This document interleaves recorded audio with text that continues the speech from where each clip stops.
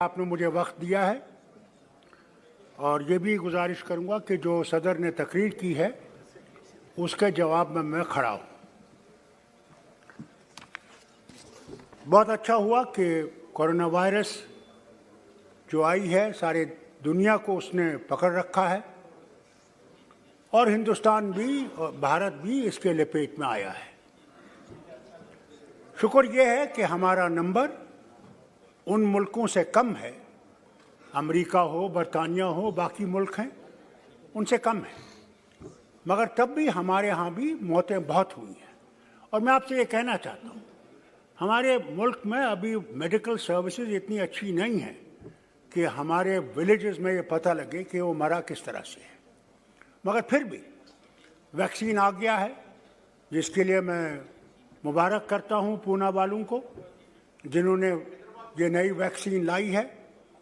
मगर इस वैक्सीन को अभी भारत में देना बहुत ज़रूरी है और अभी भी बहुत कम लोगों को ये वैक्सीन मिल रहा है। एक तो ये है, दूसरा इसकी तरफ ज़्यादा कोशिश करनी चाहिए कि ज़्यादा से ज़्यादा लोगों को ये वैक्सीन लगे कि लोग बच सकें इस बीमारी से जो बहुत सख्त बीमारी है। साथ साथ ये भी गुजारिश करूँगा कि जो नुकसान हुआ है, एक तो लॉकडाउन से, फिर कोरोना वायरस के एक साल जो ये लगा है, इस नुकसान को पूरा करना मरकज़ की ज़रूरत है। इन्हें ख़ासकर मेरी रियासत में जो हमारे टूरिज़म सेक्टर को नुकसान हुआ है, इंडस्ट्री को नुकसान हुआ है, दुकानदारों को नुकसान हुआ है, हर तरफ से इतनी गरीबी फैल गई है कि मैं बयान नहीं कर सकता। और जो वादे किए गए थे कि 50,000 नौकर लगेंगे, एक भी नहीं उनमें से लगा है। साथ साथ मैं आपसे ये कहूँ, जहाँ मैंने वैक्सीन की बात की कि इसको जल्दी से बनाना चाहिए, उसके साथ साथ मैं ये भी गुजारिश करूँ कि हमारे यहाँ हवाई जहाज़ है। पहले तो सड़क का ये हाल है नेशनल हाईवे का कि वो एक बारिश पड़ जाती है तो वो सड़क जो है गायब हो जाती है, और अभी जब हुआ तो उसमें देखिए कि पूरा पहाड़ नीचे आ गया और पुल भी ले गया। वो तो शुक्र है कि फ़ौज ने फ़ौरन वहाँ पे बेली ब्रिज लगाया तो उससे कुछ वो चलने लगा, मगर उस सड़क की हालत बेहद ख़राब है। अभी पार्लियामेंट्री डेलीगेशन भी वहाँ गया था, उन्होंने भी लोगों से बात की है और उन्होंने उनको अपनी सारी तकलीफ़ें बता दी। जहाँ वो रोड की हालत ऐसी है, दूसरा हवाई अड्डे की भी हालत ऐसी है कि हमसे वादा किया गया था कि क्योंकि हम एक पहाड़ों से घिरे हुए हैं और मौसम बहुत ख़राब होता है वहाँ पे, इसके लिए हमें कुछ उस एयरपोर्ट को बढ़ाने के लिए वहाँ पे कैट 1 है और हम कैट 2 का इंतज़ार कर रहे हैं, जिससे कि वो डिस्टेंस ऑफ लैंडिंग जो है वो कम हो जाए तो वो जहाज़ आ सकेंगे। वही एक रास्ता है हमारे लिए बाहर निकलने का।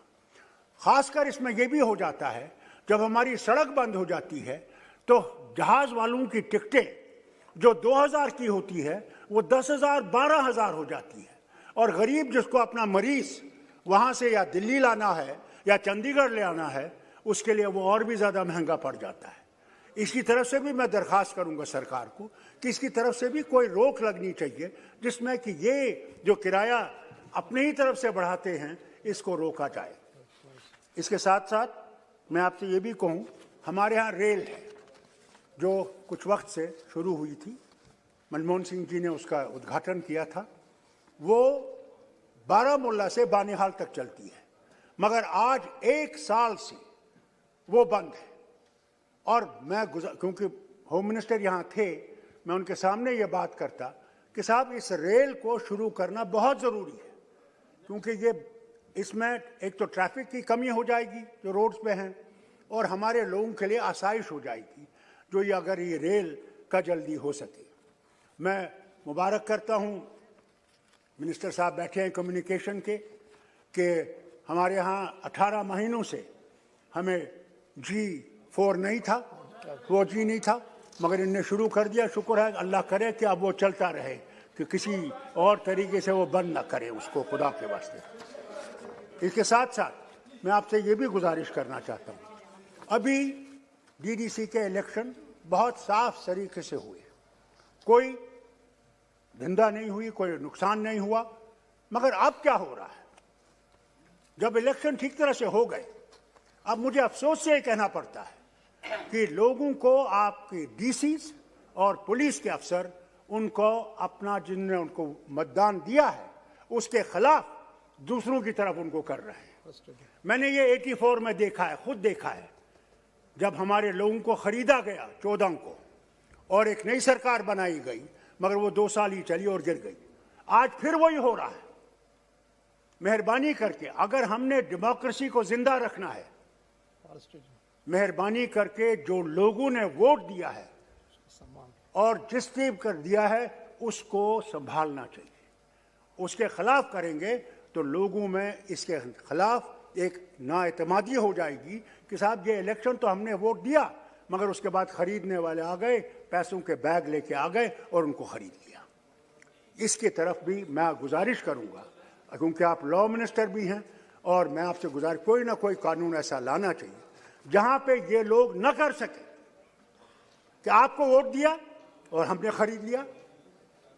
ये डेमोक्रेसी के लिए एक बर्बादी का एक रास्ता है जिसको मैं गुजारिश करूंगा इसको बंद कर दीजिए। इसके साथ साथ मैं आपसे कहना चाहता हूं कि देखिए, मैं कोई लड़ाई नहीं चाहता। किसानों का मामला है, किसानों के मामले में मैं सिर्फ आपसे एक गुजारिश करता हूं, ये कोई खुदाई किताब नहीं है जिसमें हम तब्दीली नहीं कर सकते, मगर हमने कानून बनाया। अगर उस कानून में वो चाहते हैं कि इसको रद्द करें तो क्या जाता है कि आप उनसे बात करें और बात करके ये देखें कि वही वो कानून लाइए जिसमें कि किसान जो है, मैं खुद जानता हूं हुजूर, मैं वजीर आला था और हमारे यहाँ बहुत ज़बरदस्त वो जो है सूखा पड़ा, और उस वक्त के जो वजीर थे, मैं नाम नहीं लूँगा यहाँ पे, हिंदुस्तान के मरकज़ के जो वजीर थे वो आए जम्मू। हमने हेलीकॉप्टर उनके सामने रखा, उन सारे इलाकों में ले गए जहाँ पे वो सूखा पड़ा था। तो जब उनने दौरा किया, उन्होंने कहा साहब नुकसान तो बहुत ज़बरदस्त है और हमें मेरे ख्याल से 1000 करोड़ तक इसको देना चाहिए। और जब दिया, हैरान होंगे, हमें 16 करोड़ मिले और मेरे पास डेवलपमेंट के लिए 37 करोड़ थे। मैंने डेवलपमेंट बंद कर दिया। मैंने कहा अगर किसान मर गया तो हम लोग जिंदा नहीं रह सकते, और किसान के लिए मैंने बीज, इंस्ट्रूमेंट्स, जो कुछ भी उनको चाहिए था मैंने सरकार की तरफ से दिया, फर्टिलाइजर सरकार की तरफ से, कि किसान उठे, हम बच सकेंगे। आज आपसे भी हाथ जोड़ के ये बात करता हूं कि let us not stand on prestige, let's not stand on prestige. This is our nation, we belong to this nation, and if we belong to this nation, let us respect everybody in this nation. मुझे बहुत बुरा लगता है जब मैं देखता हूं हम लोग उंगलियां उठाते हैं जवाहरलाल पे, सरदार पटेल पे, बाकी लीडरों पे, इंदिरा गांधी पे, राजीव गांधी पे, तो मुझे अफसोस होता है कि कल आप ताकत में नहीं होंगे, क्या फिर हम इन्हीं वजीर आजम के खिलाफ बात करेंगे? It is not what Indian परंपरा इज। जो गया उसकी इज्जत कीजिए, वो तो अब उधर पहुंच गया है, वहां जवाब देना है, हम सब ने देना है, आपने भी और मैंने भी। तो इसलिए जो हमने किया है, मैं हाथ जोड़ के आपसे भी कहता हूं, जो पार्लियामेंट्री मिनिस्टर हैं, कि मेहरबानी करके ये परंपरा मत छोड़िए। जो गया है, नहीं तो हम उंगलियां उठाते हैं और उंगलियां उठा के बात करते हैं, इट इज नॉट पार्लियामेंट्री। इसलिए उनकी इज्जत करिए, गौरव करिए जो उन्होंने किया। मैं जानता हूं वो, मैंने खुद, आप में से कई होंगे जिनने सरदार पटेल को कभी देखा ही नहीं है, गांधी को नहीं देखा होगा। मैंने सरदार पटेल को भी देखा है अपने बाप के साथ और गांधी जी को भी देखा। गांधी जी कश्मीर आए तो मेरी माँ के साथ और मेरी बहन, उनकी तस्वीर है, एक तरफ मेरी माँ है और एक तरफ मेरी बहन है। मैंने इंदिरा गांधी के दिन भी देखा है, अपना डिसमिसल भी देखा है, बाप को जेल भी देखा है 20 साल, मगर मेरे बाप ने कभी जवाहरलाल के खिलाफ बात नहीं की। और जब जवाहरलाल से मिलने गए 20 साल जेल के बाद, दोनों की आंखों में आंसू थे, रोक नहीं सके। तो एक चीज है ना, पॉलिटिकली वी मे डिफर, मगर इंसानियत तो है एक दूसरे में। क्या है? मैं मुसलमान हूं तो क्या हिंदुस्तानी मुसलमान नहीं हूं? और आप अगर हिंदू हैं तो क्या है? क्या वो पैदा करने वाला नहीं है? भगवान जो है और अल्लाह जो है वो सब एक है, कोई फर्क नहीं है। और जब आप फर्क करने लगेंगे तो आप देश को तोड़ देंगे। ऐसे देश को अगर एक रखना है तो हमने इकट्ठे रहकर रहना है, और अगर आपने कोई गलती की हम आपको ठीक करेंगे, हमने गलती की तो आप हमें ठीक करेंगे। यही तरीका है अगर हमने हिंदुस्तान को बनाना है। अगर नहीं बनाना है और तोड़ देना है तो जो मर्जी है वो करिए। इसलिए किसानों से बात करिए, हाथ जोड़ के कहता हूँ, किसानों से बात करके कोई हल निकालिए। ये ठीक नहीं है, 90 साल हो गए, आज सारी दुनिया में हमारा वाहवाकार कर रहे हैं, कहाँ हमारी डेमोक्रेसी थी, और आज सारे बोल रहे हैं क्या हो रहा है। और वहाँ पे कील लगा रखे, हमारे मेंबर्स गए थे, जा नहीं सकते। क्या जाता अगर हम जाते उनसे बात करते, भाई लोगों हम बात करेंगे आपके बारे में, आपकी जो मुसीबतें हैं हम उनको देखेंगे और कोशिश करेंगे कि आपका हल निकालने का। हम यहाँ हल निकालने के लिए बैठे हैं, हम यहाँ आपके लिए मुश्किलें खड़े करने के लिए नहीं बैठे हैं। Take us as opposition, but opposition for guiding you. Tomorrow we may be on that side and you will be on this side. Who knows? At that time, we will respect you more than you have respected us. We never considered you as enemies. You're part of us. As a doctor, I tell you,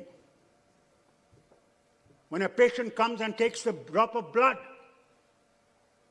क्या उस बोतल के पूछता है इस खून की बोतल से ये मुसलमान का खून है, ये ब्राह्मण का है, ये उस दलित का है?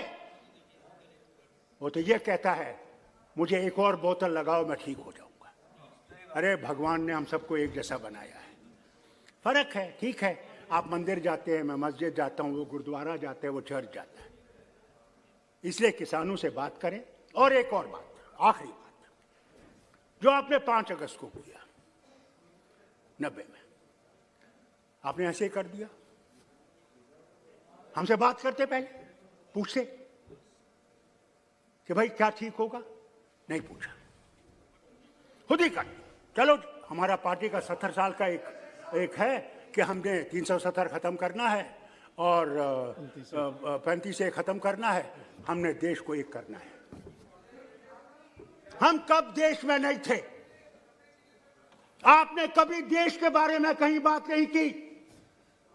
मैं वो हूं जिसने यूनाइटेड नेशन में हिंदुस्तान के बारे में बात की, जिसने जनीवा में जाके इस झंडे को गाड़ा रखा, इसकी बात आप करते हैं। मैं ऑस्ट्रिया गया, ह्यूमन राइट्स कमीशन में गया, मैं नाम नहीं लूंगा उनका।